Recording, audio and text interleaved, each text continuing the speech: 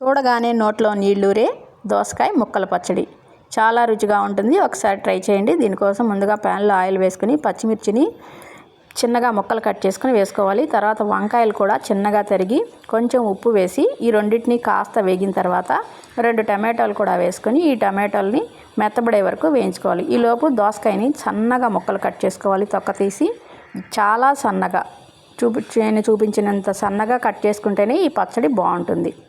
తర్వాత ఈ వేగిన టమాటాలు ఈ పచ్చిమిర్చి మిశ్రమంలో కొంచెం ఒక అరకట్ట కొత్తిమీర, తగినంత చింతపండు వేసి మళ్ళీ ఒక 2 సార్లు తిప్పి దీని అంతటిని ప్లేట్లోకి తీసుకొని చల్లార్చుకోవాలి.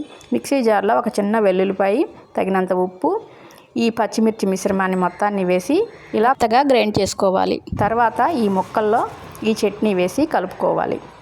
ముక్కలు 3 వంతులు ఉండాలి, పచ్చడి 1 వంతు ఉండాలి. అలా అయితేనే పచ్చడి రుచిగా ఉంటుంది. తర్వాత దీన్ని చక్కగా తాలింపు పెట్టుకోవాలి. నచ్చితే లైక్ చేయండి.